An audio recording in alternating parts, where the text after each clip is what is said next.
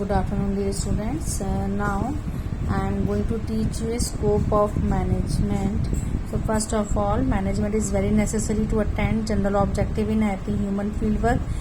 I already taught you management is a very important part of any organization, because with the help of management, management always helps to achieve the objective of any organization. The management process is universal. Under the area of management, following things are included. So management process is universal, जो कभी change नहीं होती है. So first is production management. In the field of production management, takes a decision that in how much quantity the commodities will be produced. So with the help of management, with the help of management, organization decide करती है कि किसी भी जो commodities है कितनी quantity में prepare करनी है, ताकि जो भी कमोडिटीज़ बन रही हैं, प्रोड्यूस हो रही हैं, that will be easily sell to the customers without any loss और without any wastage. Second is financial management. Financial management works to maintain financial balance in an institution. तो फाइनेंशियल से समझ आ रहा है कि फाइनेंस का मीनिंग क्या है. That is a financial management means पैसों का रख रखाव. So under this a function like economic forecast means future planning. तो इकोनॉमिकल फोरकास्ट मीन्स हमको कितना पैसा हमारे ऑर्गेनाइजेशन में हमको यूटिलाइज करना है. कॉस्ट कंट्रोलिंग, कितनी, it means we all know कि the main motive of production is to use minimum cost and to get more production.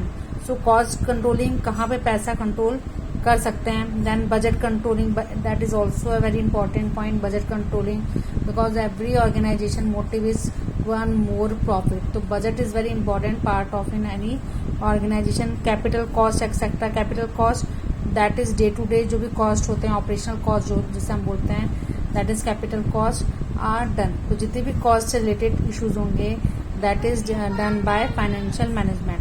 Then third is development management. Under development management, industrial technical research, investigation of plant, production estimation and products development etc. included. तो development से समझ आ रहा है that is a विकसित होना.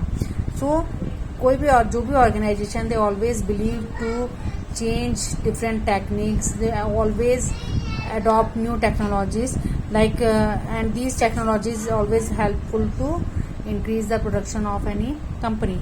सो क्या होता है, रिसर्च होता है, इन्वेस्टिगेशंस होते हैं, ताकि जो भी ऑर्गेनाइजेशन में डेवलपमेंट की नीड हो जहाँ पर वो डेवलपमेंट किया जा सके.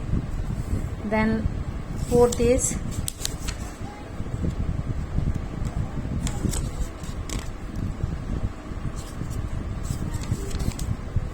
Time management. So time is limited and so it is always compared with wealth. So time किससे कोरिलेट कर रहे हैं, वेल्थ से, मीन्स पैसे से. So in present time main problem before managers is suitable division of time and skillful utilization. तो main motive of manager का क्या होगा कि they divide the time according to divide the time to distribute the time to the all their employees, skillful employees. तो आखिर जब वो time divide कर देंगे वर्किंग का, तो definitely it will help to achieve a particular task. So a management has to achieve it certain objective short time. Therefore modern management scholars now take time management as a part of management.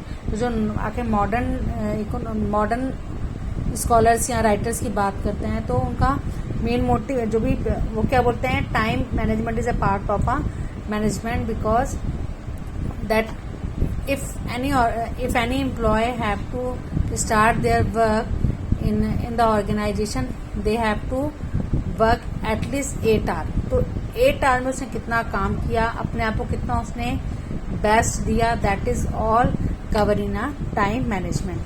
Then fifth is environmental management. Management has to keep attention on various aspects of social, economic, political environment. It has to decide its rules, policies and objective in the favor of social environment.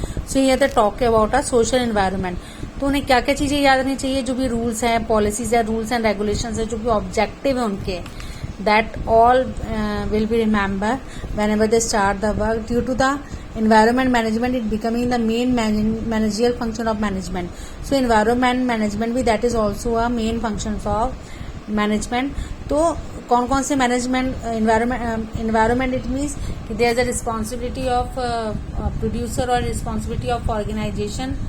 They have to manage political environment as well as social environment and economical environment, because their main motive is profit earning as well as social welfare also, as well as to contribute the national development also. Then six is marketing management. Under the marketing management, product management, marketing research, advertisement, arrangement of sale, distribution, internal market and export trade are arrange. तो marketing management में क्या advertisement आती है कि जो भी production बन रहा है वो मार्केट में कितनी अच्छे तरीके से बेचा जा सके, कैसे उसे डिस्ट्रीब्यूट करें, कैसे फिर दैन उसके बाद कैसे एक्सपोर्ट करें प्रोडक्ट का, ताकि हम पर्टिकुलर प्रोडक्ट बाहर दूसरी कंट्रीज में इजिली जा सके. So these all are the points comes in the marketing management. Then purchasing management. The purchasing management invites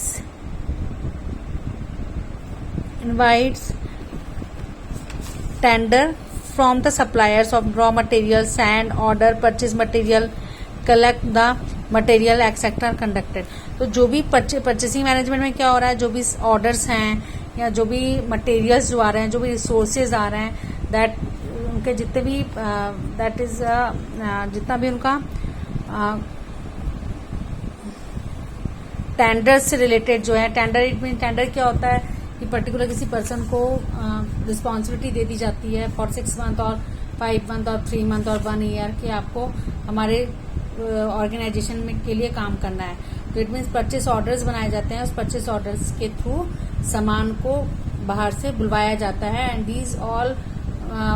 these all mostly these purchase orders is useful for production of the organization of a particular commodity. Then establishment management. In the working field of establishment management, machines and building related to business are maintained. तो establishment management में क्या क्या चीज आएंगी आपकी, land आएगा, machines आएंगी, buildings आएंगी. That's all points are comes in the establishment management. 9th is transport management. Transport management includes the process of sending material to various institutions. तो ट्रांसपोर्ट मैनेजमेंट में जो भी प्रोडक्ट बाहर भेजे जा रहे हैं, वेरियस एरिया में जो भेजे जा रहे हैं, that all include in the transport management. And last is employ management. This point is very important in any organisation, because without employees, without any labour, organisation can't and do any work. So under the employ management, the cost of labour power, कि labour को कितनी cost, कितनी salary दी जा रही है, किस base में उनका सिलेक्शन हो रहा है, कैसे ट्रेनिंग उन्हें प्रोवाइड की जा रही है ताकि उनकी स्किल्स को इम्प्रूव किया जा सके.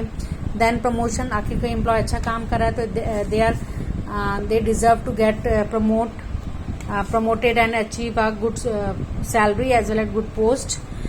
रिटायरमेंट, ताकि वो 60 और 60 से अबव है तो डेफिनेटली रिटायरमेंट ऑर्गेनाइजेशन देते हैं, एज वेल एज उन्हें they also provide some pension schemes and all. And demotion, आगे काम अच्छा नहीं है तो डेफिनेटली उन्हें अगर डिमोशन होगा ये मीन्स कि उनका जो जॉब है वो और नीचे जाएगा. Industrial security, labour welfare is also important, जो आजकल हर एक ऑर्गेनाइजेशन लेबर वेलफेयर करती है. लाइक उन्हें हेल्थ इंश्योरेंस प्रोवाइड करना, देन उसका तो उनके बच्चों को गुड एजुकेशन प्रोवाइड करना. एंड एकोमोडेशन मीन्स उनको रहने की सुविधा प्रोवाइड करना. These all points are come in the employ management.